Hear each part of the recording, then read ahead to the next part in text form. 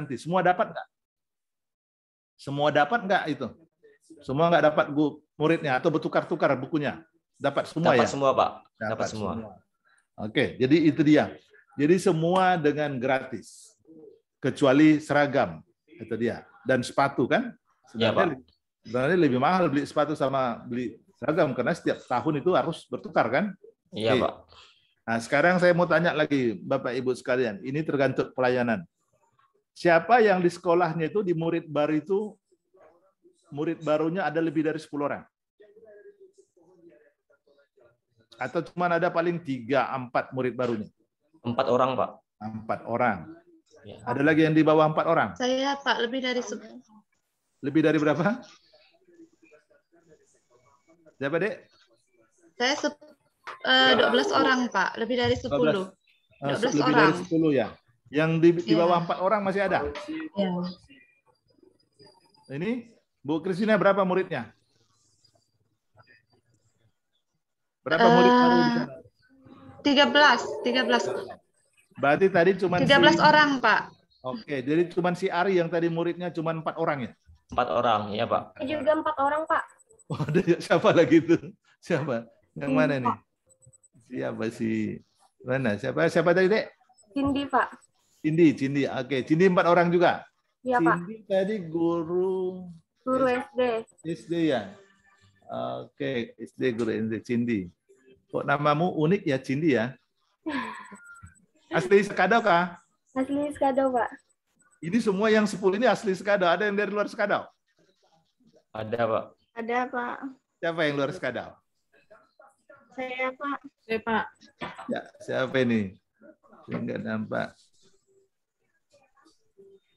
Siapa? Coba sebut nama siapa yang luar Sekadau? Saya Betty, Pak. Oh, Betty. Oke, terus siapa? Ferdiani juga, Pak. Briani. Iya. Terus berapa orang? Saya, Pak. 4. 3 orang. Tarianto, Ya, kamu Pak. dari mana? Saya dari Sintang, Pak. Oh, dekat lah, Sintang Ya. ke. Kamu kan jangan-jangan kamu guru di perbatasan Sintang sama Sekadau, Kak? Bukan, Pak.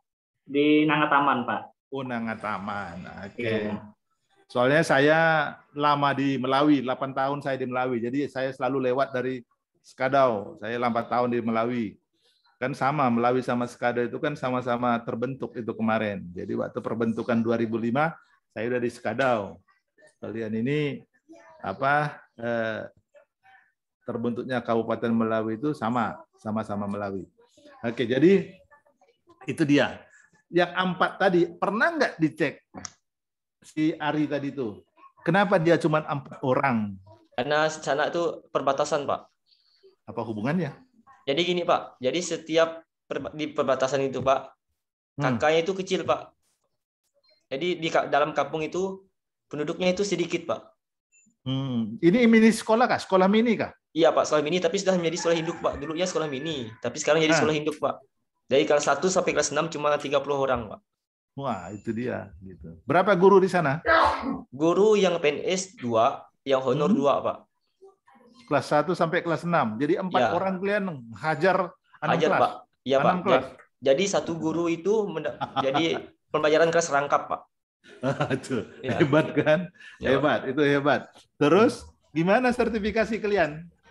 Sertifikasinya belum, Pak. Karena harus jadi PNS dulu, baru sertifikasi, Pak. Yang lain? Kan udah ada PNS belum? Iya, yang kepala sekolahnya baru sekarang, Pak, ikut PPG-nya, Pak. Wah, itu dia. Karena kan yang kalian incar itu kan Sertifikasi.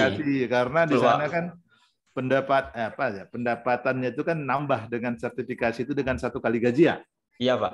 Nah, itu dia. Padahal syaratnya nanti untuk sertifikasi minimal 24 jam 1 minggu. Iya. Nah, bisa nggak ngejar itu 24 jam dalam 1 minggu kalau SD? Bisa, Pak. Bisa ya? Bisa. Semua dapat itu. Oh, Iya, kalian Pak. cuman PNS cuma 2 ya? Bisa lah ya. Karena kepala sekolah sama kamu ya bisa lah ngejar itu ya. Iya, Pak. Oke, dia. Nah, di situ dia yang mau lihat. Apa? Tadi saya udah tanya karena penduduknya sedikit. Apakah karena penduduknya sedikit atau karena pelayanan gurunya minim atau apa? Murid di sana cuma dapat 4 orang tambahnya sekolah. Jadi begini, Pak. Jadi di Kecamatan Nangataman itu, Pak, terdapat beberapa kampung, Pak. Ya. Jadi saya nih kampung 2 paling ujung, Pak. Ya. Jadi yang kampung ujung itu memiliki SD, kampung saya memiliki SD, kampung sebelumnya lagi memiliki SD, Pak. Jadi setiap kampung itu sudah punya SD, Pak. Oke.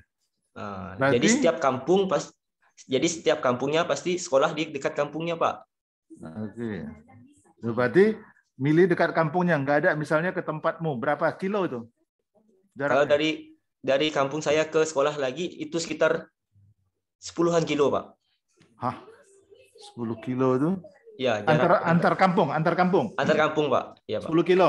Iya, Pak. Jadi kalau muridmu yang paling jauh berapa kilo dia datang ke sekolahmu?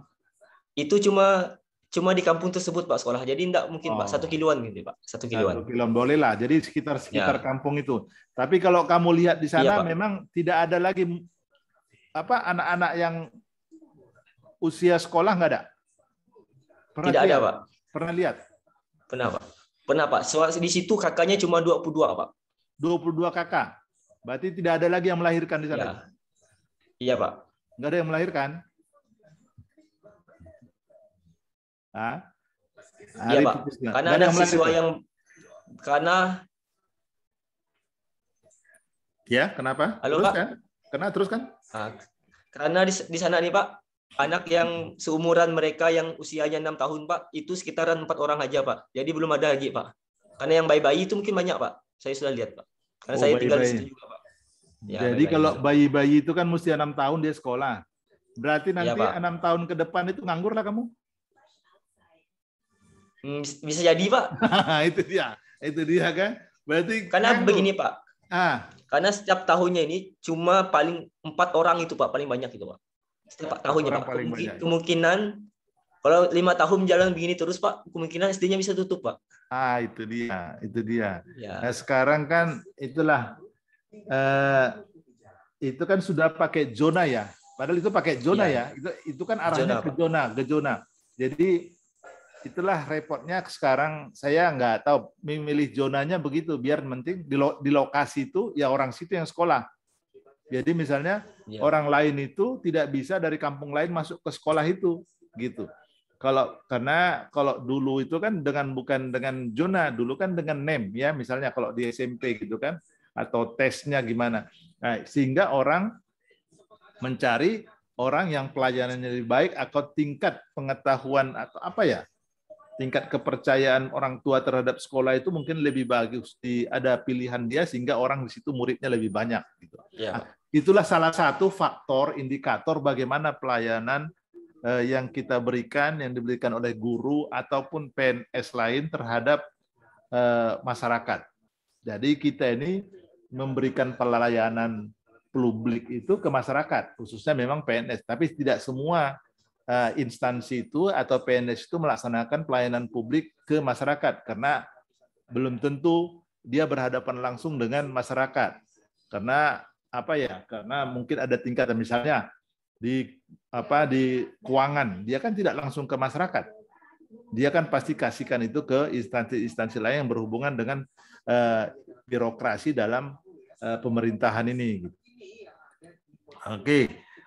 Saya mau masuk ini secara garis besar itu apa sih pelayanan publik. Saya coba share dulu apa itu pelayanan publik sehingga ini garis besarnya aja lah. Saya nggak masukkan nanti ini karena tadi PowerPoint-nya kemarin udah saya kasihkan ke Pak Rudin. Udah sampai ke kalian kah? Udah sampai belum? PowerPoint-nya sudah sampai ke kalian belum? Belum dikasih ya? Yang ini belum, Pak. Belum. Itu saya pakai Google Drive kemarin. Mungkin kalian klik Google Drive. Ini semua di rumah. Bagaimana signal di sana? Bagus semua ya? Ini kayaknya bagus semua nih. Bagus semua, Pak. Bagus semua. Udah bagus ya? Kemarin kan ngadat itu. Ini siapa tadi yang belum? Aquila, Pak. Kamera tadi siapa tadi itu? Aquila, Pak. Aquila, kamu kemana? Sembunyi terus itu. Oh, udah dapat Aquila. Ya. Aquila. Oke, Purbiati. Kamu asli Skadau? Iya, Pak. Oke, Blitar. mantap. Blitar? Tapi kabupatennya Skadau. Oh iya, di Belitang. Belitang Hulu Hilir? Belitang Hilir, Pak. Oh lah, Belitang Hilir. Oke. Ini Taryanto. Oke, ini Agustinus. Oke, jadi kita coba dulu sesingkat mungkin apa itu pelayan publik. Karena ada nanti mungkin nggak tahu ya, evaluasi atau soal itu ada beberapa poin nanti yang mau saya penekannya di sini.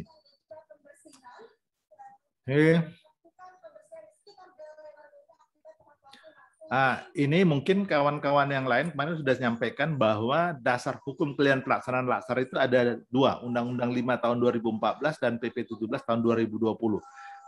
Dan yang satu lagi yang terbaru itu Peraturan Lain nomor 1 tahun 2021. Ini aturan ini bisa kalian masukkan nanti ke dalam latar belakang rancangan aktualisasi. Ya. Saya sambil selipkan ya, apa untuk rancangan aktualisasi. Karena saya yakin kalian ini stresnya itu apa sih rancangan aktualisasi, sehingga seharusnya ini dari agenda 1 kemarin ini sudah dimasukkan sama kawan-kawan yang lain, sehingga kalian pada saat masuk ke coach besok hari apa ya coach ya? Besok Pak. Besok ya 23 ya? Iya Pak. Jadi besok kita ketemu lagi siang atau pagi ya? Bapak dengan kelompok 2 Pak. Kok pindah lagi kelompok 2? Iya Pak, karena yang langsung dibagi kelompok 2 ya? Iya Pak, karena yang membagikan materi itu kosnya masing-masing Pak. Oke. Jadi itu dia, karena saya nggak tahu. Memang kalian udah mantap menulis rancangan aktualisasi, masih bingung apa sih itu rancangan aktualisasi, karena kalian berpikiran untuk laksar itu udah pandangannya dari luar itu akan menulis tulisan rancangan aktualisasi. Dan apa sulitkah itu? Apa judulnya kah? Atau apanya kah itu? Pasti pikiran kalian ke sana. Sehingga kadang-kadang peserta itu dari awal, dari agenda 1 sampai agenda 3 itu tidak konsen. Karena RA-nya itu belum kelar gitu. Jadi ini saya sampaikan, biar kalian bisa mengerjakan itu. Ini secara pintas saja lah. Nanti di rancangan aktualisasi itu tadi ini akan saya sampaikan undang-undang untuk latar belakang. Yang pertama itu kan adalah bab 1 ya. Bab 1 itu adalah pendahuluan. Apa isi bab 1 pendahuluan itu? Berarti latar belakang, maksud dan tujuan. Terus apa? Waktu pelaksanaan, waktu dan tempat pelaksanaan. Oke. Latar belakang itu apa? Ya latar belakang bagaimana mengikuti laksar. Ya. Kalau itu yang bab 1 itu bisa nggak kalian selesaikan bab 1? Sekarang juga bisa kan? Bisa nggak? Hah? Bisa Pak. Bisa kan? Dan latar bisa, belakang, Pak. Iya. Karena bab 1 itu isinya. Latar belakang, maksud tujuan, dan waktu dan pelaksanaan. Tempat dan waktu kegiatan. Ya, Pak. Itu dari mana dapatnya? Kalian kan punya pedoman. Ada nggak pedoman laksar yang kalian dikasih sama panitia? Ada? Nggak ada? Ada? Ada buku pedomannya? Nggak ada ya? Karena kalau ada pedoman itu di situ ada latar belakang laksar. Nah, tinggal kalian rubah dikit-dikit lah. Itu berhubungan dengan latar belakang bagaimana kalian di sana. Tinggal ceritalah di sana. Cerita itu bukan cerita apa ya? Bukan cerita seperti di tulisan skripsi. Ini semua S1 dari ada yang UT nggak? Kalau nggak ada UT berarti semua sudah pernah membuat skripsi kan? Sudah Pak. Nah, itu dia. Berarti kan tidak susah membuat latar belakang. Nah, itu sebenarnya dari kemarin-kemarin sudah bisa kalian selesaikan bab 1. Karena isinya latar belakang, pendahuluan, maksud dan tujuan, pendahuluan, latar belakang, maksud dan tujuan, dan waktu dan tempat pelaksanaan. Selesai. Selesai bab 1. Bab 2, apa isi bab 2? Iya, Pak. Itu udah bisa. Bab 2 apa isinya bab 2? Bab 2 itu adalah gambaran umum instansi. Organisasi. Gambaran umum organisasi. Itu kan kalian punya profil kan? Ya Pak, punya. Tinggal masukkan ke sana, selesai bab 2. Ya. Selesai bab 2 kan? Kalau itu tinggal pindahkan aja lah ke bab 2 karena isinya gambar umum organisasi. Berarti Ya, Pak. profil daripada instansi klien. Sekolah. Sekolah, selesai bab 2. Ya. Nggak susah. Bab 3 apa isinya? Konsep dasar aparatur sipil negara. Nah, apa itu? Yang satu apa? Identifikasi nilai dasar Kasih ASN. nilai-nilai. Kemarin Ya. sudah dipelajari kan? Agenda 2. Udah Pak. Udah Nah. Pak. Berarti aneka. Aneka itu ada berapa banyak indikatornya? 5, Pak. Ada 3. 5, Pak. Akuntabilitas, nasionalisme, etika, komitmen mutu, dan anti korupsi. Berapa indikatornya? Ada dikasih nggak sama kemarin sama WI? Aneka berapa? Akuntabilitas berapa indikatornya? Halo. Ada 9 Pak. 9 akuntabilitas. Ya. Oke, nasionalisme berapa?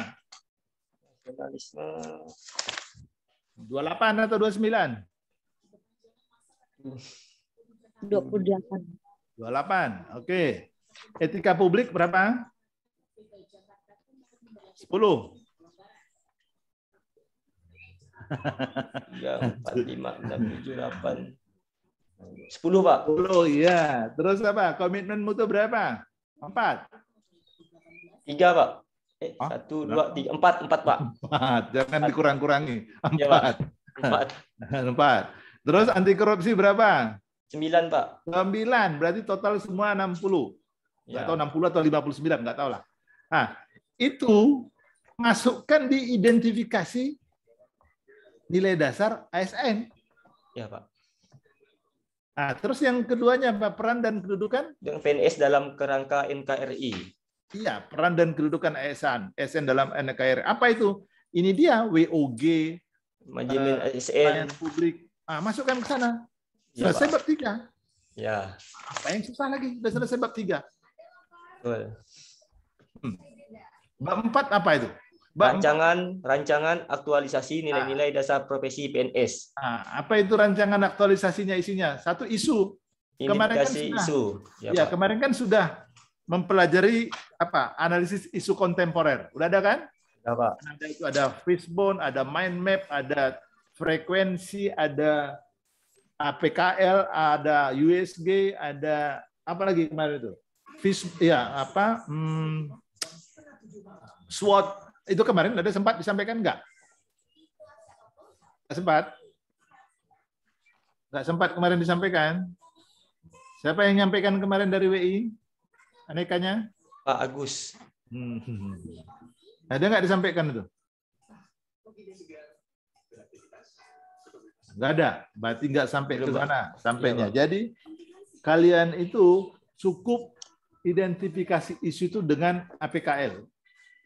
Begini, kalian kan nanti menapis ya. Kalian kan diminta nanti bikin isu itu 4. Buatlah isu itu. Isu itu apa isinya? Aktual, ya, aktual, problematik, kelayakan dan layak. Ya. Isu secara umum. Kalau isu itu secara umum di instansi kalian. Apa sih isu? Berarti kalau isu secara umum di sana berarti peningkatan hasil belajar, rendahnya hasil belajar. Apalagi media pembelajaran, metode pembelajaran, berarti kan isu di sana. Karena tujuannya bagaimana meningkatkan itu semua ke murid-murid yang ada di sana. Nah, masalahnya apa? Apa penyebab isu tadi itu jadi masalah? Misalnya ya, rendahnya nilai hasil matematika di SD ini. Kenapa dia rendah? Mungkin metodenya belum optimal. Medianya, cara pembelajarannya Belum menarik. Nah, terus apa lagi? Waktu pembelajarannya atau apalagi daring atau tatap kelas, banyak cara. Banyak itu masalahnya. Sehingga apa? Judulnya kalian itu apa nanti? Masalah tadi yang selalu isu sama masalah itu negatif kan? Ya, Pak. Nah, berarti kalau masalah itu negatif, masalah itu kalian positifkan, ditambah lokus, ditambah fokus. Bisa nangkap nggak? Itu saya kecepatan atau kelambatan ya? Pas, Pak. Pas ya, oke. Ya. Jadi masalah itu yang negatif tadi, misalnya rendahnya apa? belum optimalnya pemberian media pembelajaran Ya. di SD. Berarti kan negatif itu. Pak. Nah, optimalisasi pembelajaran. Medianya apa? Media karton. Misalnya ya, media karton. Materi apa? Matematika misalnya bangunan gitu. Di mana? Di SD ini, kecamatan ini, Kabupaten Sekadau. Buatlah kegiatan itu berhubungan dengan judul tadi untuk menyampaikan optimalisasi tadi hasil belajar tadi dengan media tadi, apa aja kalian buat? Buatlah 1, 2, 3, 4, 5 kegiatan. Kan itu aja, nggak ada yang susah buat rancangan aktualisasi. Jangan bingung. Bilang sama kawan-kawan itu saya bisa, tidak mungkin nggak bisa. Iya, Pak. Dan itulah tugasnya coach besok itu. Seharusnya besok coach itu, itulah tadi saya bilang, tadi bagusnya kelompok saya ini tadi di sana kan. Tapi Iya, kalianlah beruntung untuk itu. Kalau besok coach saya hari itu harus selesai bab 1, bab 2, bab 3. Selesai. Karena clue-nya udah saya kasih. Nah, ini kalian syukur. Ini 1, 2, 3 sudah selesai.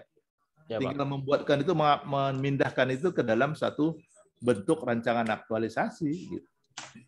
Jadi kalau biasanya coach-nya saya itu, bimbingannya saya itu seminggu itu selesai RA. Sambil belajar, sambil ini sudah selesai dikerjakan di rumah.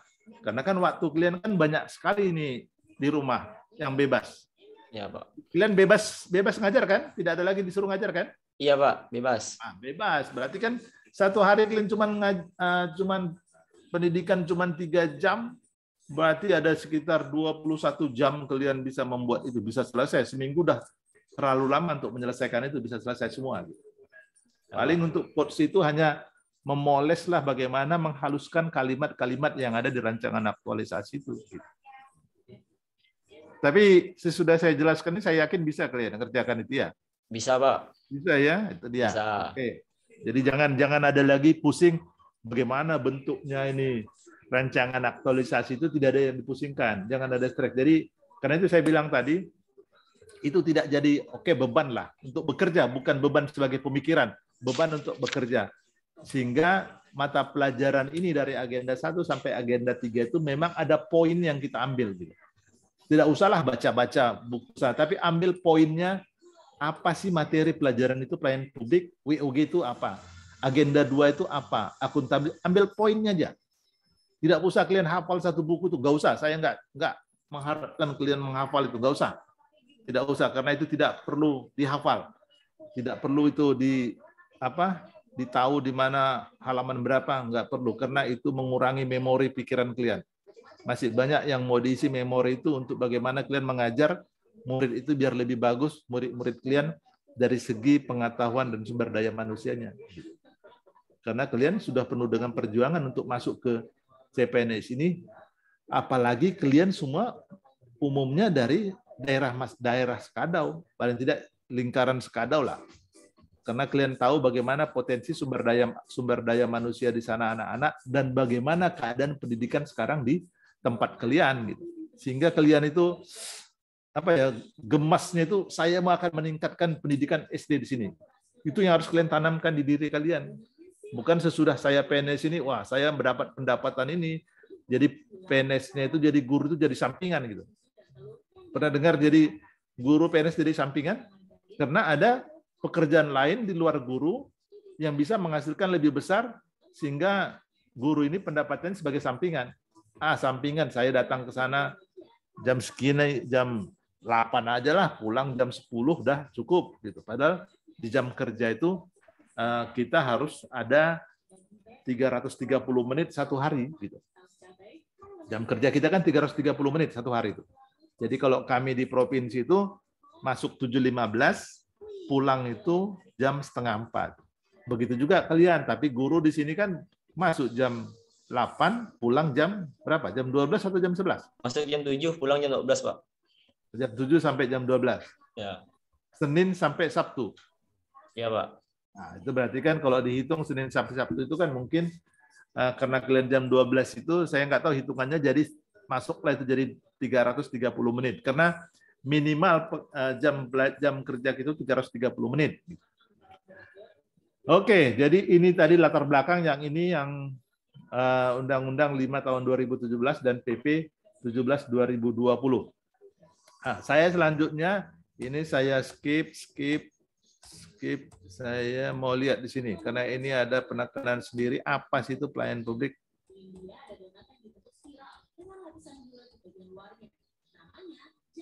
Nah, ini tadi saya jelaskan tadi, sudah kan? Kebutuhan manusia dan keinginan manusia itulah pelayanan. Nah, jadi kalau kebutuhan ini apa? Ada primer, sekunder, keinginannya apa? Gitu.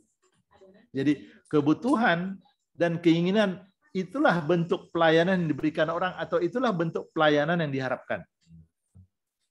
Jadi tidak mungkin kalian itu mengharapkan pelayanan yang tidak kalian butuhkan atau yang tidak kalian inginkan. Ya, kalian tidak inginkan nggak mungkin.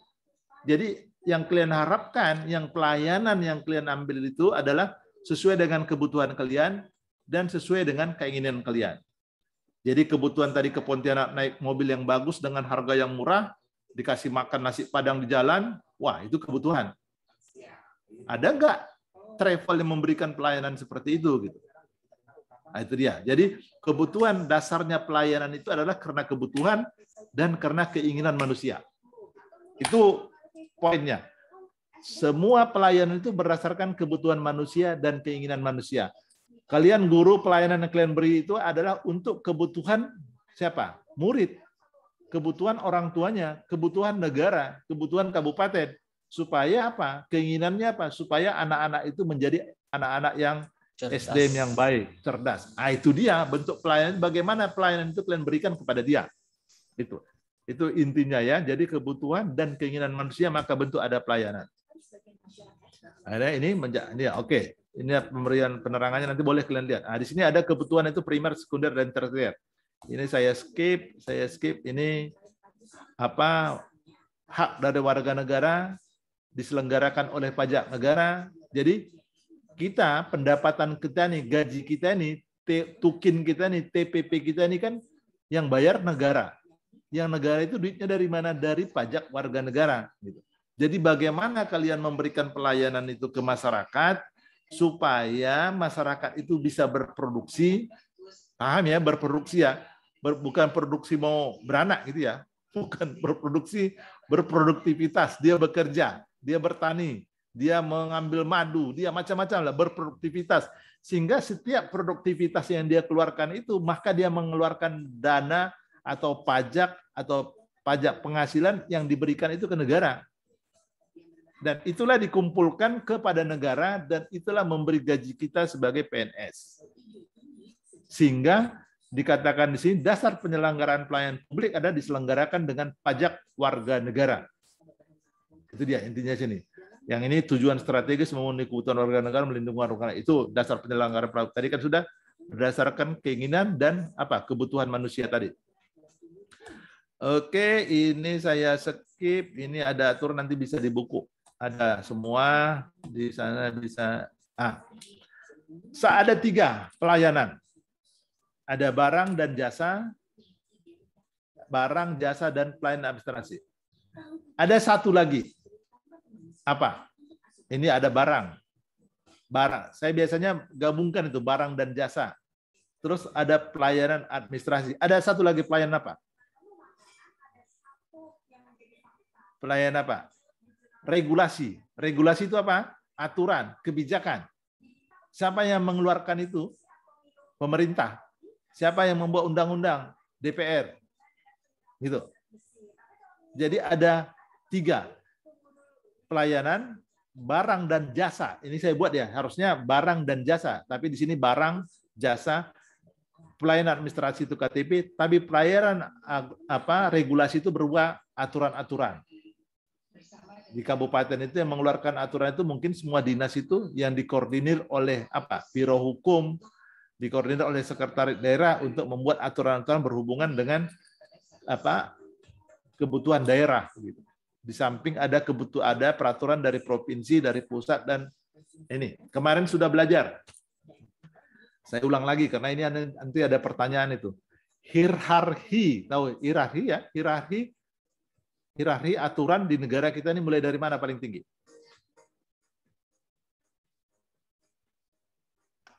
Apa?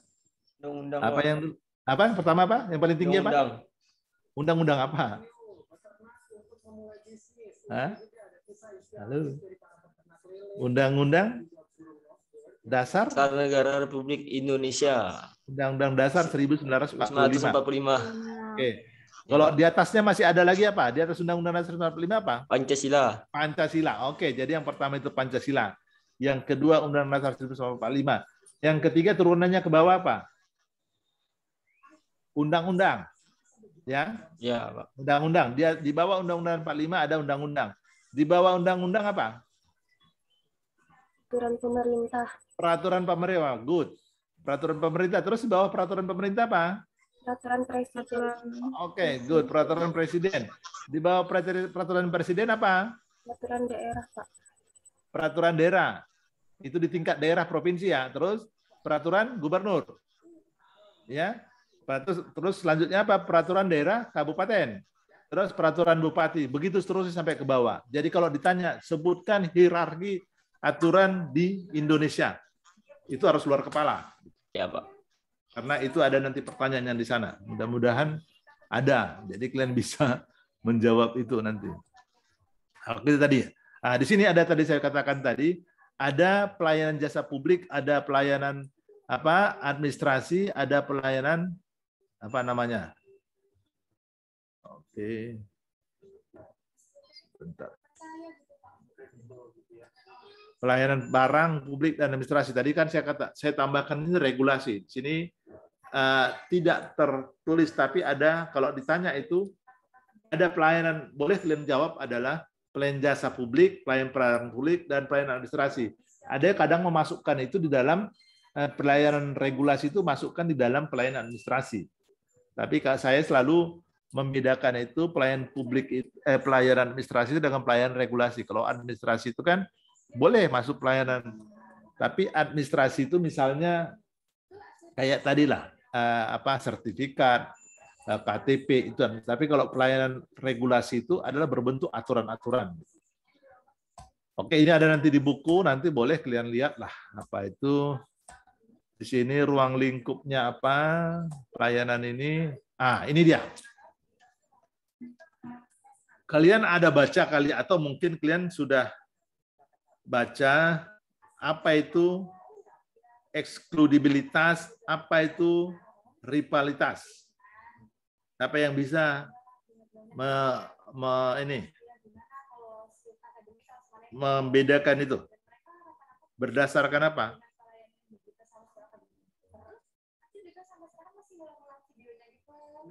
Ada yang bisa?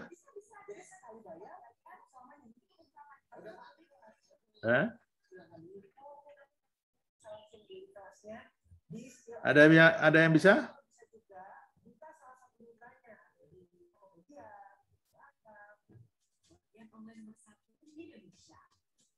Ada yang bisa tuh? Apa itu rivalitas? Apa ada yang apa?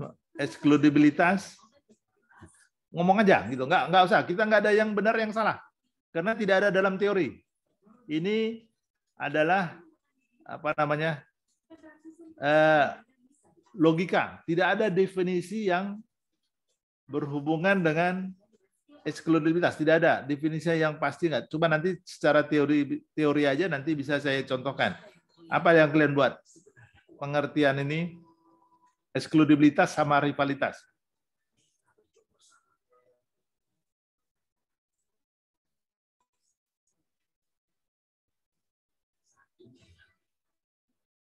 Ada yang bisa?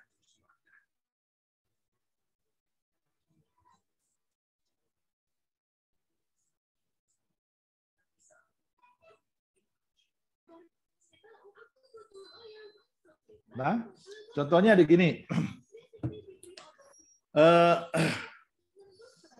Udara itu, ini kan ekskludibilitasnya rendah. Dari segi kebutuhannya gimana dia? Semua orang memerlukan dia gitu. Bisa nggak orang tidak usah memakai udara?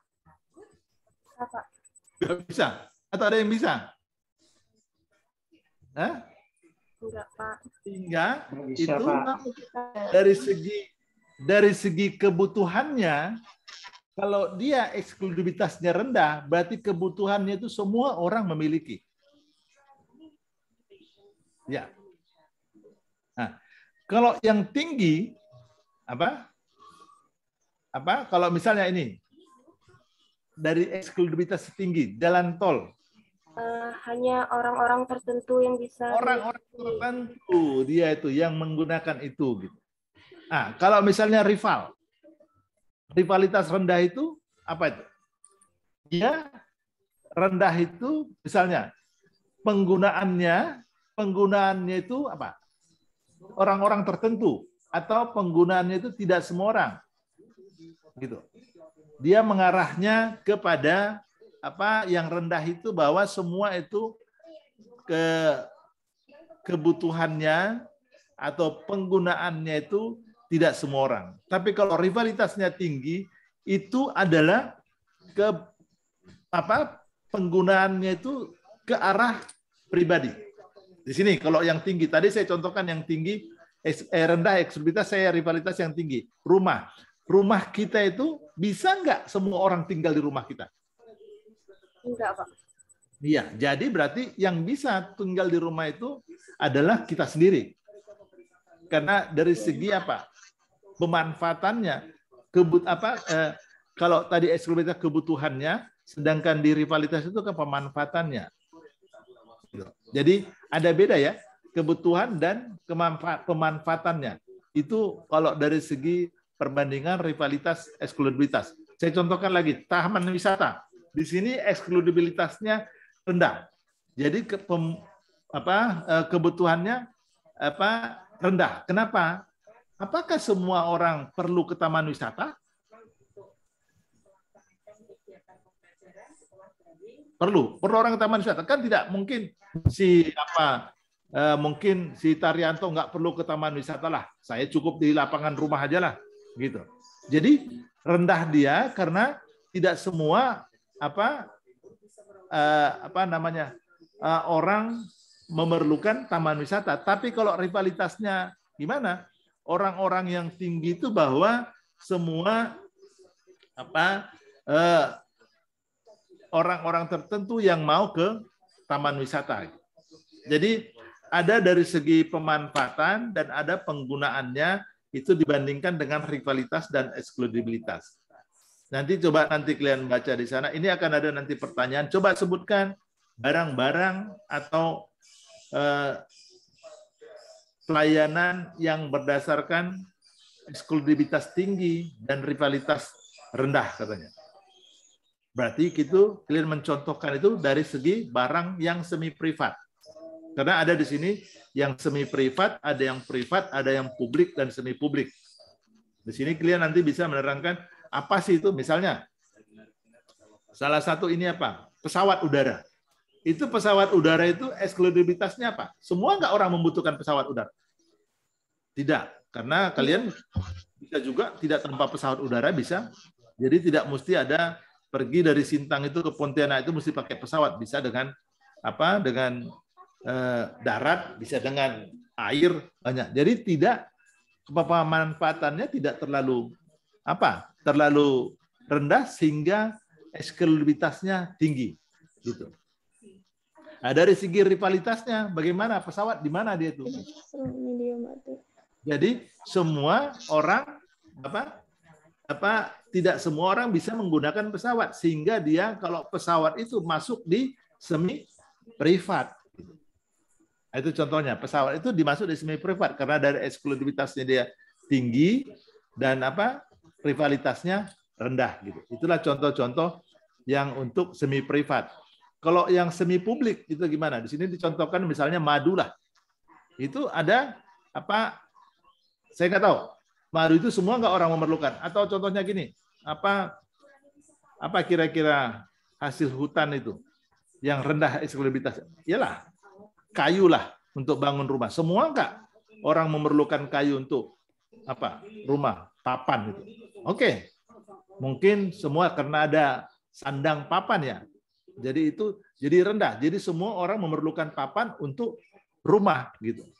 Tapi dari segi rivalitasnya apa? Dia penggunaannya belum tentu karena bisa orang bangunnya dari beton, bisa bangunnya dari kayu, dari semen atau bisa dari batako atau apa macam-macam. Tapi orang perlu kayu. Tapi bisa kalau dari segi rivalitasnya dia tinggi karena dia boleh membangun rumahnya dengan itu atau membuat apa dengan selain kayu gitu. Jadi sehingga dia semi publik di situ. Oke, nanti mungkin kalian bisa jelaskan itu nanti nanti di dalam buku atau PowerPoint nanti yang sudah saya kasihkan sama Pak itu dan juga di buku ininya. Dan inilah coba nanti ini pasti ada nanti pertanyaan nanti dievaluasi. Apa itu yang eksklusivitas tinggi, rendah, rivalitas rendah dan rivalitas tinggi. Ya. Oke. Kalau ditanya juga nanti ada apa spektrum pelayanan itu? Spektrum pelayanan itu mulai dari manfaat sosialnya dominan sampai manfaatnya sebagai individu. Jadi mulai dominan itu pertahanan. Kalau pertahanan itu semua mempunyai semua kan mengharapkan ada keamanan. Semua manusia kita mengharapkan keamanan. Jadi dominan sosialnya itu adalah yang diberikan atau yang diharapkan atau yang pengen yang dia yang diperoleh oleh setiap masyarakat manusia gitu. Sehingga makin ke kanan menjadi individu. Contohnya di sini ada perumahan rakyat. Karena perumahan rakyat itu semua adalah kebutuhan individu. Karena kita sebagai individu memerlukan rumah. Jadi bagaimana spektrum pelayanan itu mulai dari pertahanan keamanan, penanggulangan kejahatan, ada pendidikan, pelayanan kesehatan, pelayanan transportasi, sampai ke perumahan rakyat. Ini kalau dikatakan, coba sebutkan spektrum dari pelayanan. Jadi kalau namanya spektrum itu kan ada, pernah kan belajar di SMP atau SMA ya? Spektrum cahaya itu ya apa? Ada ya? Ada pernah dulu Pak ya? Apa semua enggak semua dari IPA ya? Apa semua dari IPA di sini? Kalau khusus dari IPA kan pasti ada fisikanya spektrum cahaya. Tapi kalau mungkin nggak tahu itu spektrum cahaya apa ya? Diajarkan di SMP atau di SMA ya kemarin. Jadi apa spektrum itu? Yaitu adanya perbedaan mulai dari mana dia? Misalkan dari warna itu, spektrum itu mulai dari warna ini sampai yang paling tinggi. Sehingga itu dikatakan ini kalau ini dibagikan itu berarti mulai dari yang dominan sampai yang individu. Dicontohkan apa? Contohnya spektrum pelayanan kita. Nanti bisa harus kalian contohkan apa itu pertahanan keamanan, misalnya apa? Penanggulangan kejahatan itu apa? Pendidikan itu apa? Nanti bisa kalian contohkan. Coba sebutkan apa kegiatan atau barang atau apa yang berdasarkan spektrum pelayanan jasa, karena tadi ada 3 barang, jasa, dan administrasi. Oke, di sini saya lepas di sini. Ini dia pelayanan itu dalam bentuk ada KIA, kereta, ada PDAM, ada Pertamina. Ini bentuk-bentuk pelayanan kita yang dari BUMD. Ini ada lembaga independen kita. Oke. Ada ini swasta, saya pikir. Nah, ini dia. Apa itu? What determines us? Apa kepuasan itu apa? Tadi sudah saya jelaskan juga. Kepuasan itu adalah apa? Ekspektasi kita, ekspektasinya dari harapannya. Apa itu? Jadi harapan kita dikurangi daripada ekspektasi apa yang terjadi di sana, sehingga itu menjadi kepuasan kita sendiri. Jadi kalau misalnya bagaimana kepuasan kita negatif, itu berarti mana? Harapan yang terjadi itu lebih kecil daripada harapan kita, persepsi service pelayanan yang kita inginkan. Oke, di sini ada tadi saya juga ada singgung apa itu perbandingan paradigma administrasi publik. Di sini ada OPA. Ini OPA itu kita sudah lewat lah. Itu dari tahun 87 sampai 1937. Sekarang di posisi kita di NPS, New Public Service. Bentar ya.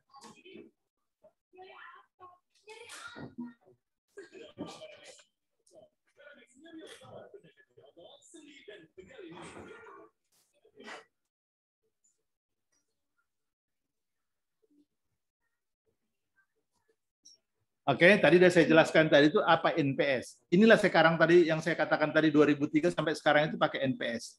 Apa intinya di NPS? Coba kalian lihat di situ. Itu gratis gitu.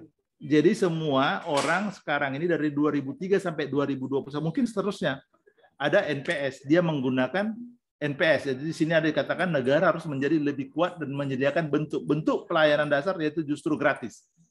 Jadi negara itu membuat pelayanan itu secara gratis semua. Itulah pelayanan atau paradigma administrasi publik yang sekarang. Jadi karena itu mungkin kalian dengar di mana-mana itu orang kampanye atau apa itu, ayo gratis karena ini bentuk NPS-nya itu karena pelayanan itu harus gratis gitu. Tidak ada lagi NPM. Kalau NPM ini penggunaan mereka terminologi pasar. Jadi berdasarkan pasar dia kalau NPM itu. Sedangkan kalau OPA itu old ya. Old public administrasi yang tua. Jadi OPA itu old public administrasi. Ya, old public. Kalau NPS itu new public service, kalau NPM new public management. Jadi ini bagaimana dia pasar, new public ya. Bagaimana dia berdasarkan pasar. Kalau di NPS itu berdasarkan pelayanan, kalau di OPA itu administrasi. Jadi ini nanti kalau ditanyakan apa coba perbedaan OPA, NPM dan NPS itu apa? Inilah perbedaannya. Oke. Mungkin sudah ya, saya pindah ke WOG itu apa WOG ya? Saya pikir ini prinsip ini pelayanan publik itu ada partisipasi, ada transparan, ada responsif ya. Mungkin di sini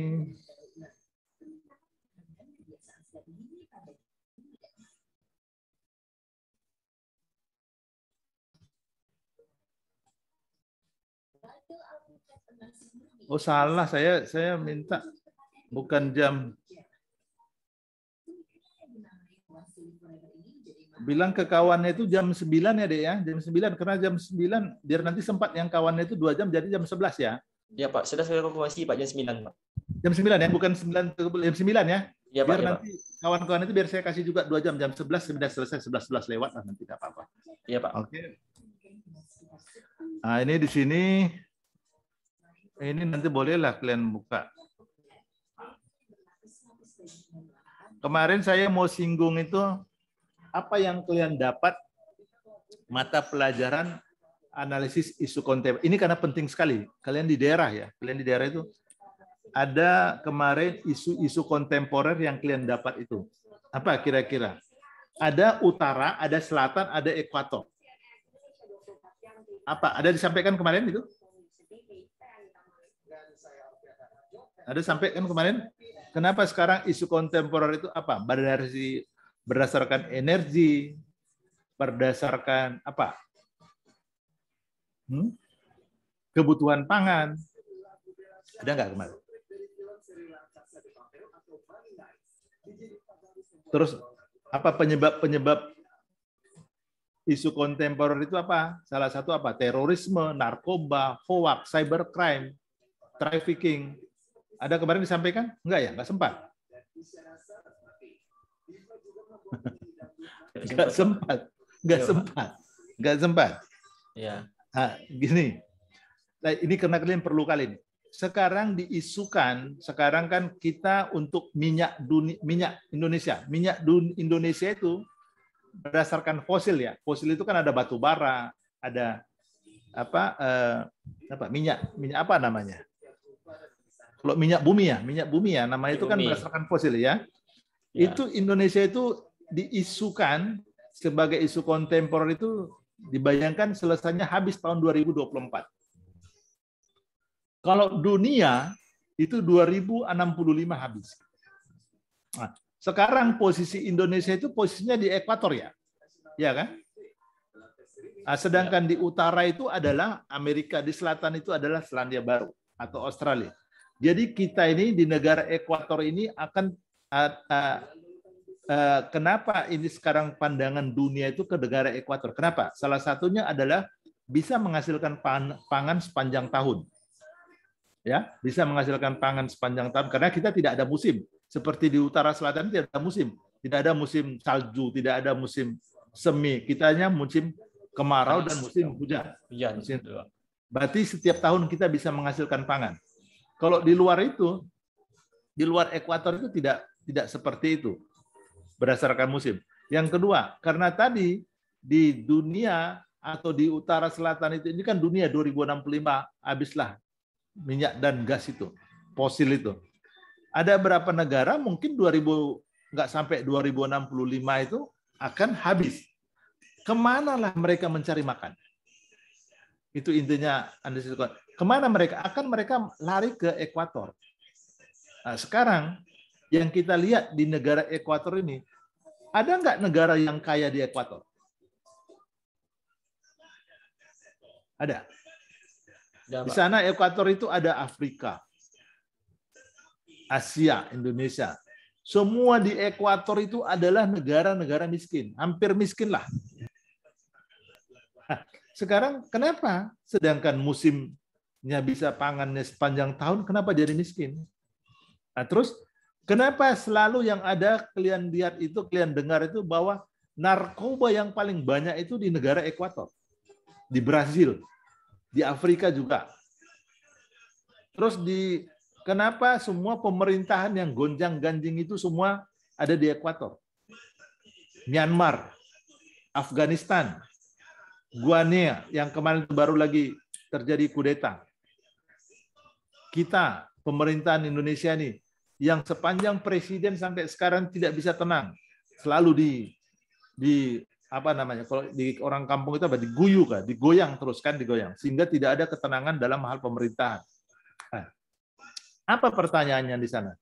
Kenapa tidak ada ketenangan di negara ekuator dari segi cybercrime-nya? Misalnya cybercrime di negara ekuator banyak sekali, pencucian uangnya, money laundry-nya, trafficking, narkoba, teroris, semua ada di negara ekuator. Apa pandangan kalian dengan keadaan begini? Kita mungkin nggak bisa nutup mata. Mungkin di Skado itu, jangankan di tingkat kabupaten, mungkin di tingkat desa, narkoba itu sudah sampai. Apa intinya dari situ yang kita bisa lihat? Apakah ini isu ya, tadi saya cerita isu konten, apakah isu ini membuat kita nanti 10-20 tahun ke depan, kita ini gampang untuk diambil oleh negara lain yang punya kuasa, sehingga dibuat kita ini dalam keadaan carut-marut dari segi pemerintahan dan masyarakat, pendapatan soal pangan. Sehingga kalau kita semua dikasih narkoba, maka gampanglah negara kita ini diambil orang. Karena kita sudah berjanji bahwa NKRI ini harga mati. Kalau semua masyarakat kita, termasuk nanti murid-murid yang kalian ajarkan itu sudah termasuk ke dalam narkoba, cybercrime, hoax, sehingga terjadi di daerah itu, di kampung itu atau di desa itu akan terjadi sesuatu yang tidak kondusif lagi. Itu yang saya katakan, bagaimana nanti ke depannya itu kalian sebagai garda terdepan untuk pembinaan kepada siswa kita, SD kita, murid-murid yang masih baru masuk sekolah itu terganggu atau terabaikan gara-gara keadaan sekarang ini. Nah, ini yang tadi saya katakan perlu saya sampaikan kepada kalian, karena kalian adalah guru garda terdepan untuk pendidikan sumber daya manusia itu. Jadi kita nggak bisa main-main soal ini. Bagaimana kalian mengaktualisasikan nilai-nilai aneka itu dalam pembelajaran kalian di instansi kalian gitu. Sehingga jangan kita terpengaruh isu-isu yang kontemporer tadi, yang dikatakan bahwa Indonesia ini akan hancur. Ya, kalau kita tidak tidak memperbaiki itu di tingkat, paling tidak di tingkat sekolah kita, sehingga kita ke depan itu murid-murid itu kita bisa bersaing di tingkat kecamatan, mungkin di tingkat provinsi, atau di tingkat kabupaten, atau di tingkat nasional. Itu dia. Sehingga di sini, kalau saya katakan di sini, kalau lihat di grafik ini, Indonesia itu dari kelancaran birokrasi itu nomor keberapa? Yang pertama dari segi lama perizinan di sini adalah Singapura, yang paling cepat, cuman 5, poinnya 5 itu. Tapi Indonesia 105. Di atas dari mana? Timor Leste. Gitu dia. Ini kelancaran birokrasi ya. Jadi birokrasi itu rendah di Indonesia cuma 105, tapi yang paling birokrasi yang paling tinggi itu di Singapura. Terus Amerika, Inggris. Tapi Indonesia itu masih di atas dari mana? Vietnam. Birokrasi itu. Vietnam ini yang hancur-hancuran sekarang. Gitu. Terus masih di atas dari Filipina, di bawah dari Filipina, di bawah dari Vietnam. Karena ini semakin tinggi nilainya, semakin rendah kelancaran birokrasinya. Itu dia. Jadi intinya analisis isu kontemporer itulah dia bagaimana kita memang ya ini susah ya karena kalian itu kan bukan di birokrasi di pemerintahan, kalian kan di guru ya. Cuman yang intinya bagaimana isu-isu tadi yang aneka tadi bisa kalian terapkan itu ke murid-murid yang masih SD, walaupun bagaimana penyampaiannya lah dengan metode pelajaran atau bagaimana sehingga murid-murid itu mengerti keadaan kita sekarang ini. Dan perlu kita meningkatkan kemampuan kita. Oke, di sini ada patologi birokrasi, di sini ada saya garis merah ini red tape. Pernah dengar red tape?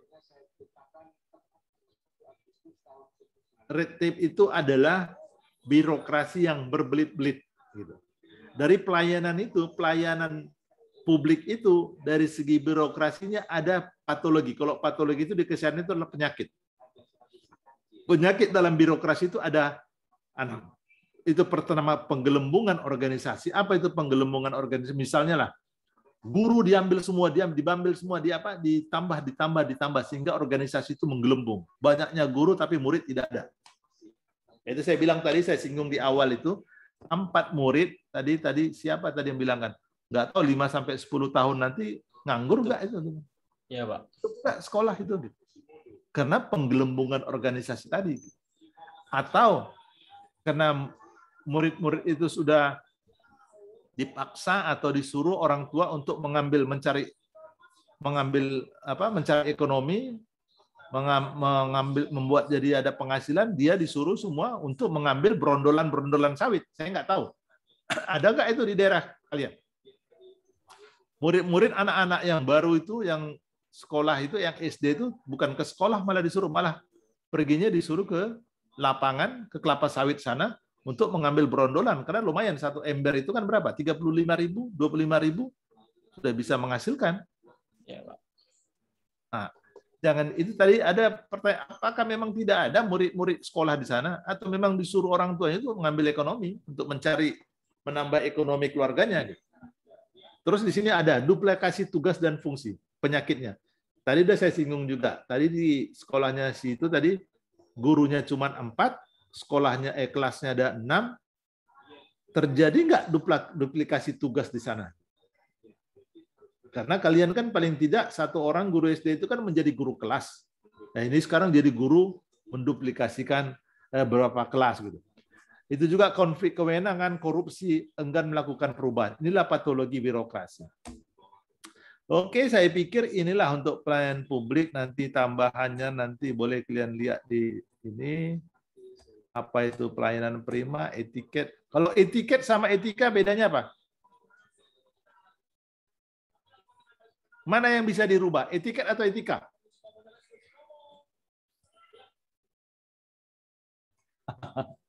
Rubah etiket, Pak. Yang mana bisa dirubah? Etiket atau etika? Etiket, Pak. Etiket. Kalau etika itu memang sudah budaya. Watak. Ya, Pak. Sudah watak gitu. Contohnya gini. Dari Aceh sampai ke Papua. Dari Aceh itu pakaiannya lengkap. Ke Sumatera lengkap. Ke Jawa lengkap. Sulawesi lengkap. Kalimantan lengkap. Makin ke ujung pakaiannya makin selembar. Kan budaya. Tinggal kotek aja kan. Kan itu keadaannya sekarang. Nah, itu berarti etika. Sudah budaya di sana. Jadi budaya itu yang tidak mungkin bisa secepatnya dirubah. Mungkin bisa budaya dirubah dengan kebiasaan. Misalnya lah gini. Saya tadi tanya, siapa yang dari luar daerah? Misalnya, kalian bisa pernah berkawan sama orang dari Timur atau dari Sumatera. Mungkin gaya bahasanya beda. Gaya penyampaiannya beda. Gaya bergaulnya beda. Nah, itu di etika. Etika itu berhubungan dengan budaya. Jadi kalau etiket itu misalnya, bagaimana kalian menghadapi masyarakat? Misalnya cara bertelepon, itu etiket bertelepon. Terus bagaimana kalian menulis surat kantor, ada etiket apa? Etiket untuk tata apa namanya? Tata naskah dinasnya gitu. Terus bagaimana kalian etiket cara mengajar. Itu dia. Oke, ini perbedaan etiket mungkin ya nanti ada di sana. Nanti bisa kalian baca di sana ya. Oke. Saya pikir ini saya sudahi dulu untuk Untuk pelayan publik. Saya nggak bisa. Oke, saya sudah ini saya selesaikan. Saya masuk ke ini Ke WOG. Apa itu WOG? Saya bisa menjelaskan dulu WOG. Siswati kemana? Izin? Oh, ada Pak. Kok hilang-hilang? Apa signalnya kok hilang-hilang, Sis?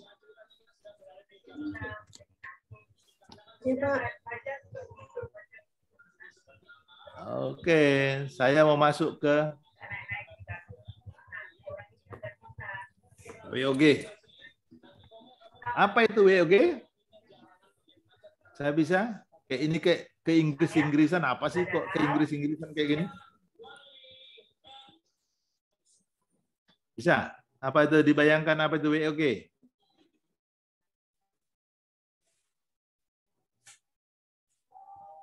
WOG. Wall of Government. Apa itu? Government itu apa? Pemerintah, Pak. Nah, itu government ya. Kalau governance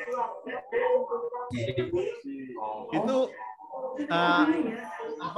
W-nya itu M-nya itu tukar jadi N. Apa artinya?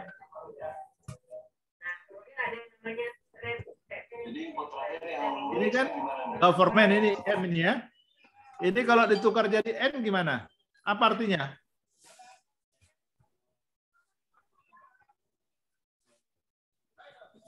Apa artinya?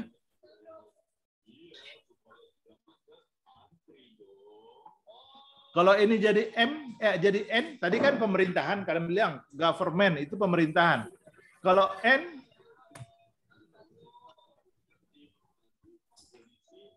sistem pemerintahan. Jadi kalau ada kata governance sama government itu sistem pemerintahan, kalau government itu pemerintahan. Kalau sistem pemerintahan itu apa? Kan berubah bentuk sistem.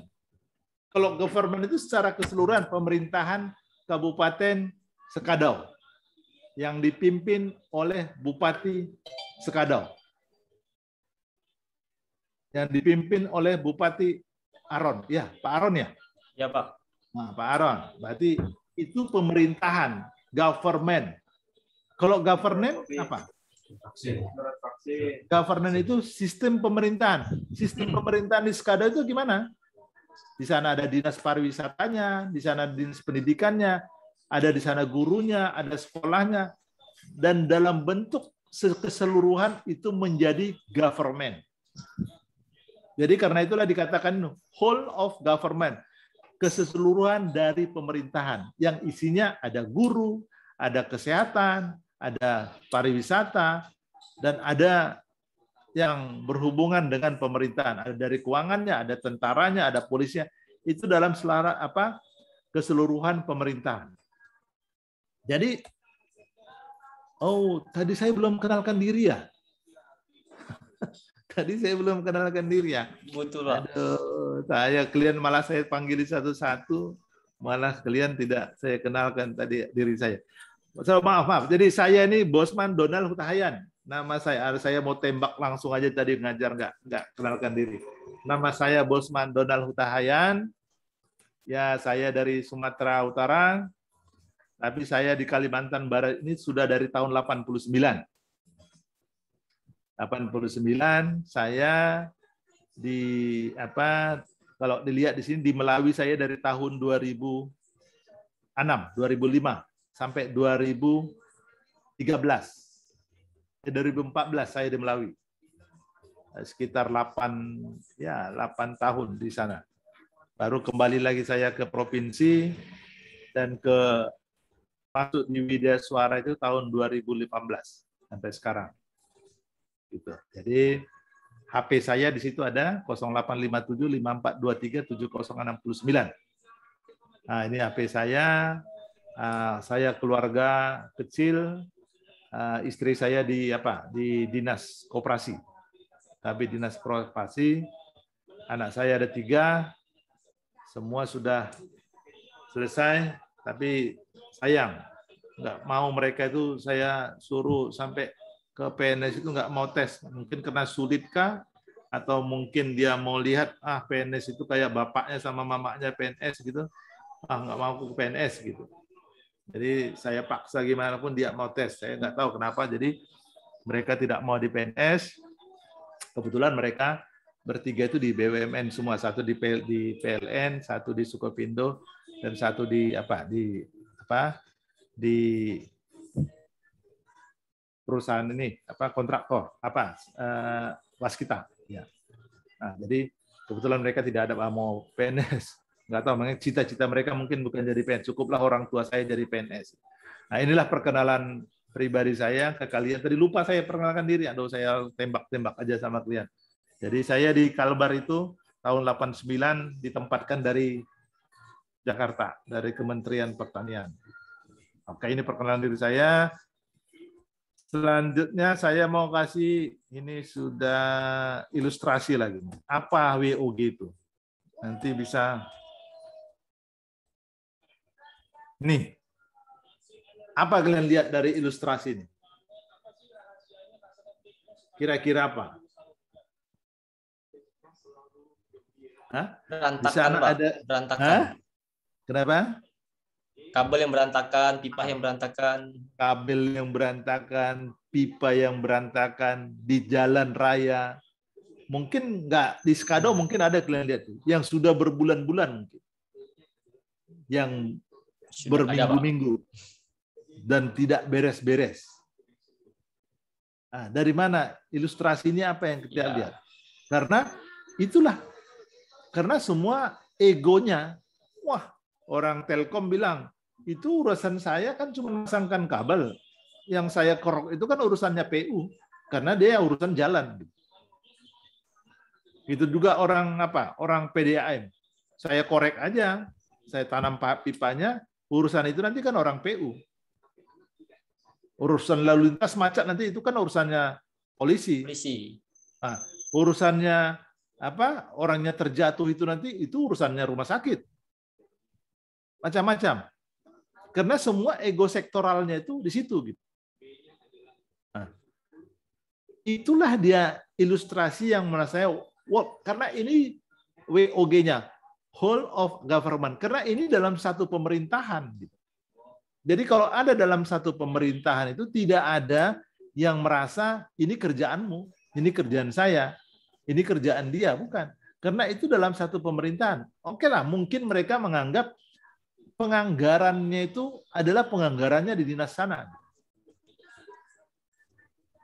Jadi kadang-kadang di pemerintahan ini dalam rangka WOG ini banyak yang ego sektor. Oh, saya kan bekerja, saya kan urusan Telkom aja. Orang PDAM aja, saya urusan kesehatan aja. Sehingga dengan kejadian begini banyak yang kecelakaan, banyak yang terhambat, banyak yang mengurangi keindahan kota, macam-macam. Inilah rumitnya koordinasi dalam pembangunan instruktur. Semua tujuan daripada WOG ini adalah bagaimana berkoordinasi. Orang bilang gampang berkoordinasi, tapi melaksanakannya begitu susah. Itu yang saya katakan sama kalian semua, WOG itulah intinya adalah berkoordinasi. Berkolaborasi. Berapa lagi satu? Apa-apa? Ada yang baca? Koordinasi, kolaborasi, apa lagi? Komunikasi, apa satu lagi? Apa? Oh, tadi belum baca di atas. WOG itu ada kolaborasi. Apa tadi? Oh. Saya lewatin tadi ya. Ini dia. KISS. Sinkronisasi. Jadi apa? WOG itu adalah kolaborasi, komunikasi, informasi, dan sinkronisasi. Inilah WOG. Bagaimana kita berkoordinasi dengan instansi terkait, stakeholder. Kalau dikatakan saya mau menghadap pimpinan, kalian menghadapi kepala sekolah, saya mau berkoordinasi dulu sama kepala sekolah. Pantas nggak kalimat itu? Saya mau berkoordinasi sama kepala sekolah. Pantas nggak? Kalau berkoordinasi itu sama siapa? Selevel kah? Atau sama di atas kita? Selevel, Pak. Selevel, ya. Jadi kalau dikatakan berkoordinasi itu adalah selevel. Jadi kalau sudah di atas kita, tingkatan itu adalah berkonsultasi. Ya, jangan nanti kalian bilang, waktu membuat rancangan aktualisasi, saya akan berkoordinasi dengan kepala sekolah. Lucu. Nanti diarahkan coach itu, wah hebat ya kamu berkoordinasi sama kepala sekolah. Jadi tapi berkonsultasi. Karena pasti ada nanti di rancangan aktualisasi itu. Kegiatan pertama apa itu? Berkonsultasi dengan mentor atau berkonsultasi dengan kepala sekolah. Apa tahap kegiatannya? Membuat janji waktu. Terus apa? Tahapan keduanya melaksanakan pertemuan. Atau tahapan ketiganya menyampaikan arahan atau menyampaikan laporan, menerima arahan. Apa tahapan keempatnya? Membuat notulensi daripada konsultasi tadi. Udah satu kegiatan itu. Dalam hal RA. Kegiatan pertamanya konsultasi ke pimpinan gitu. Outputnya apa? Outputnya adalah notulensi pertemuan. Udah selesai satu kegiatan kalian. Udah tinggal cari 4 lagi. Gitu. Udah satu kegiatan. Jadi itulah WOG itu. Bagaimana kita berkoordinasi, bagaimana berkolaborasi, bagaimana kita berkomunikasi, bagaimana kita memberikan informasi, dan bagaimana kita mensinkronisasi. Inilah inti dari WOG. Koordinasi tadi selevel, sudah saya katakan. Berkolaborasi atau bergabung. Misalnya, untuk melaksanakan ujian sekolah. Pasti kalian berkolaborasi, bagaimana membuat soalnya, terus bagaimana pengawasannya, bagaimana membuat nilainya, terus bagaimana memasukkan raportnya, bagaimana menyampaikan kepada murid. Itu berkolaborasi. Komunikasi, bagaimana cara menyampaikannya, menginformasikannya kepada murid. Mengkomunikasi. Informasinya bagaimana? Ditempel. Bentuk leaflet kah? Bentuk apa lagi? Leaflet, baliho, atau apa informasinya? Dalam surat kah? Atau dalam bentuk apa? Sinkronisasi, bagaimana kegiatan itu disinkronkan. Misalnya, kelas 1 sama kelas 3 itu terbentur waktunya. Bagaimana kita bisa mensinkronkan jamnya kita bedakan. Kayak saya sekarang ini. Kan kegiatan saya sama kalian itu ada kelompok 1, kelompok 3. Waktunya sudah ditentukan sampai jam. Tapi di sela-sisi saya di tengah jalan itu atau di ujung kegiatan itu ada kegiatan yang memang saya harus tidak tinggalkan. Sehingga saya apa? Sinkronisasi aja. Oh, saya mundurkanlah. Saya percepat jamnya kelompok 1 dan saya percepat kelompok 3. Itu bersinkronisasi dengan panitia penyelenggara. Gitu. Oke. Jadi kalau dikatakan apa itu WOG adalah KISS. Koordinasi, kolaborasi, komunikasi, informasi, dan sinkronisasi. Oke, nanti ini sudah saya jelaskan. Mungkin ada nanti teorinya adalah ini tadi sudah. Apalagi WOG itu adalah ini tadi apa itu kedekatan perlibatan sudah ini.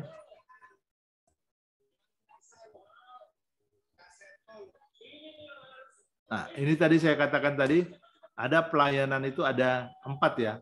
Pelayanan administrasi, pelayanan jasa, barang, dan regulasi. Ini saya katakan tadi. Tapi kalau digabungkan pelayanan jasa dan barang ini menjadi pelayanan regulasifnya di ini.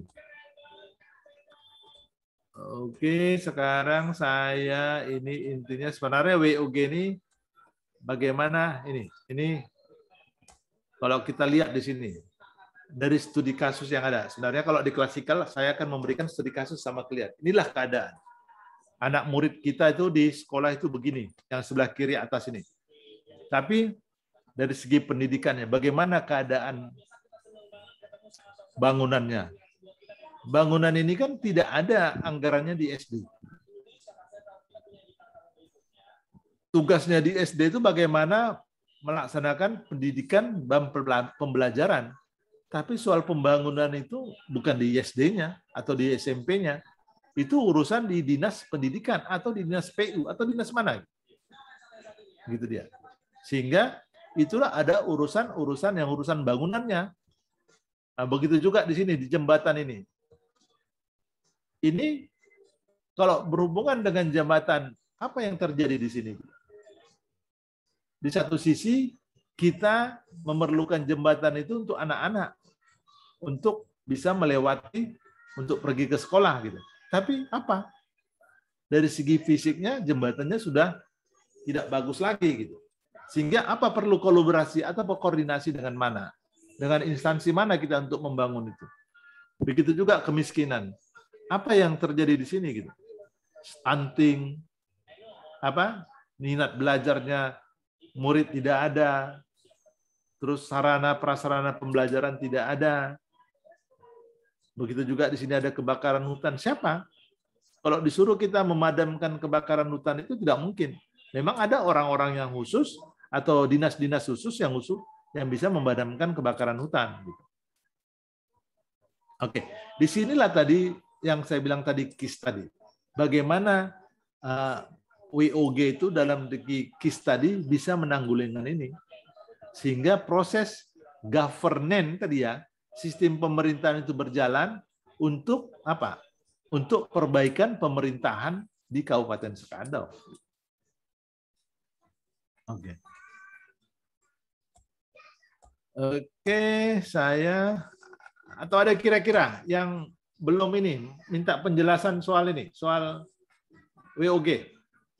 Ada, Bapak Ibu sekalian?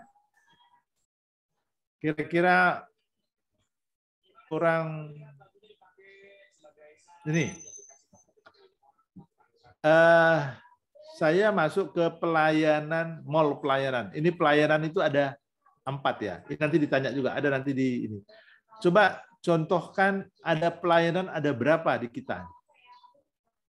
Yang pertama, ada pelayanan 1 pintu atau 1 atap. 1 pintu itu apa? Perizinan. 1 atap itu apa?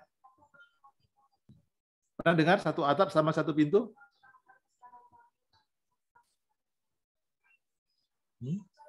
Jadi kalau 1 pintu itu, kita masuk dalam pintu itu, di situ ada counter-counter untuk pelayanan. Tapi kalau 1 atap itu beberapa instansi masuk di dalam 1 rumah. 1 atap itu di dalam itu semua ada. Misalnya PBB-nya ada, Samsat-nya ada, Dukcapilnya ada. Itu di 1 atap. Kalau di 1 pintu itu, bagaimana perizinan sana? Perizinan di 1 pintu. Ada perizinan mulai dari kalau perizinan itu? Menyiapkan surat apa, sehingga khusus untuk 1 kegiatan perizinan aja. untuk kegiatan perizinan itu satu pintu. Tapi kalau satu atap itu bukan cuma perizinan, perizinannya ada di sana, tapi ada administrasinya ada, barang jasanya ada, dan apa lagi? Regulasinya ada di sana. Itu yang satu atap. Kalau teknis, ini apa? Ya seperti kita, guru. Ada pelayanan secara teknis, ada dokter, ada guru, ada apa lagi yang pertanian gitu. Kalau terpusat itu apa kira-kira? Terpusat itu, pelayanan terpusat apa contohnya? BPN, sertifikasi tanah. Ada nggak instansi yang menangani sertifikasi tanah kecuali BPN? Tidak ada, Pak. Tidak ada. Jadi itu terpusat di BPN. Ada nggak yang melayani KTP itu di luar daripada Dukcapil? Tidak ada, Pak. Mungkin ada di apa ya? Di kecamatan, saya nggak tahu. Di kecamatan ya. Tapi kan ada di tingkat kelurahan juga ada. Ada. Nah, berarti itu tidak terpusat dia. Terpusat. Iya, Pak. Nah, jadi yang terpusat itu BPN. BPN itu semua pelayanan pertanahan itu semua di sana. Ya. Nah, terus pelayanan elektronik itu apa? Contohnya, mungkin kalian sudah terbiasa dengan m-banking. Sudah terbiasa dengan ATM. Yang tidak perlu lagi pegang uang kemana-mana, cukup megang kartu dan megang handphone. Terus kalian kemarin, waktu tes CAT-nya itu kemarin kan secara elektronik kan, tidak ada lagi yang berdasarkan surat menyurat. Semua ambil, lihat, semua browsing, semua ada di handphone kita. Atau ada Ya, di ini. Oke. Putar. Ya, kenapa? Oke. Nah, ini dia pelayanan kita. Nah, ini ada perspektif. Jadi ini saya sampaikan sekali lagi ya.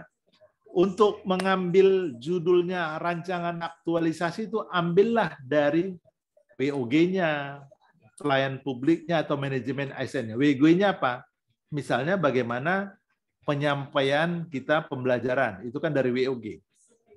Jadi judul itu orientasinya dari agenda 3, dari pelayan publik, karena bentuk pelayanannya, dari manajemennya, dari WOG-nya, dan manajemennya ASN. Tapi kalau aplikasinya itu ambil dari aneka. Karena di bab 3 itu ada anekanya. Tapi kalau berdasarkan isu atau masalah itu ambillah dari peran dan kedudukan ASN. Sehingga di sini ada best practice. Contohkanlah apa nanti judul kalian itu menjadi best practice. Menjadi yang menjadi inovasi yang akan kalian buatkan nanti ke sekolah-sekolah. Ke SD-SD.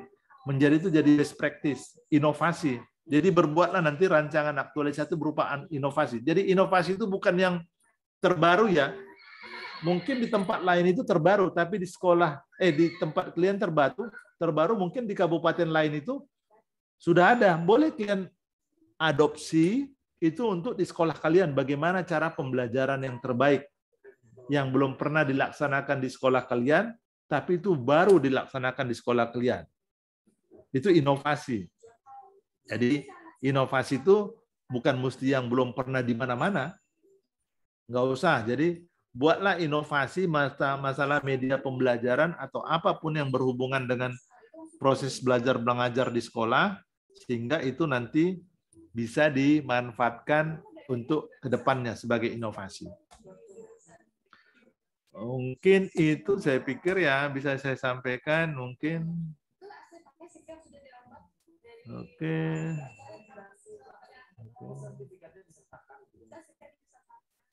Oke. Saya pikir udah ada ya, udah jam 9, saya mau masuk ke kelompok 3 ya.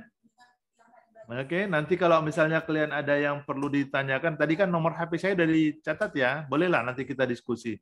Saya bilang tadi kalau misalnya tadi yang kelompok saya itu memang di sini, kita udah bisa diskusi dari awal gitu. Tapi saya nggak bisa sampaikan karena kelompok saya di luar gitu.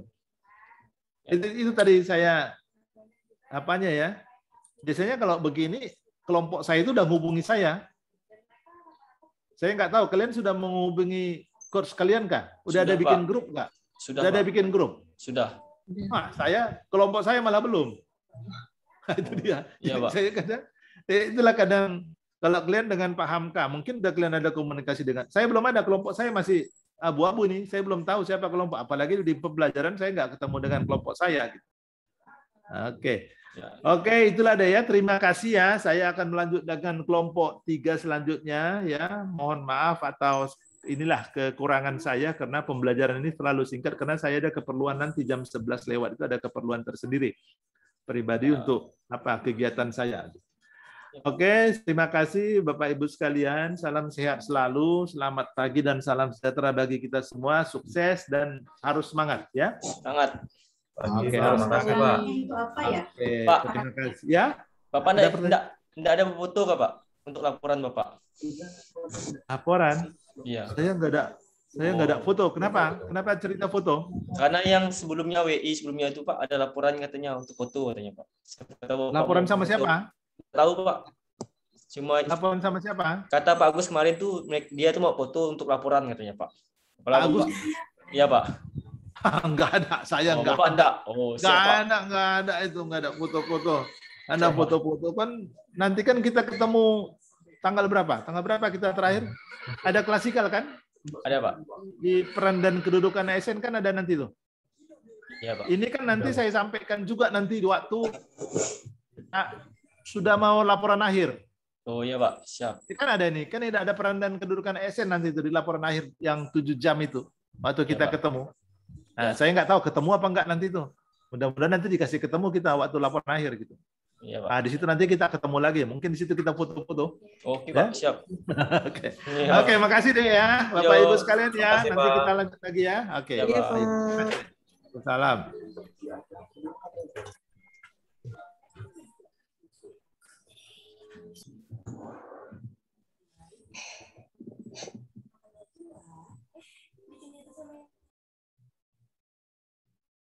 Aman semuanya. Aman. Aman, Mbak. Ini saya tadi itu Pak kameranya. Nah, jadi kita sementara tidak ada tugas ya. Jadi free hari ini. Nah, jadi besok tuh persiapan. Nanti loh. Jadi besok tuh dengan Pak Hamka kita bahas tentang agenda 1, 2, dan 3. Nah. Ditimpa, yang dibentuk. Nggak ada juga hari ini ya? Hati ulung-ulung. Ada tugas kita hari ini. Halo Pak Obed. Yang dibentuk ditimpa apa? Pak Obed. Bukan.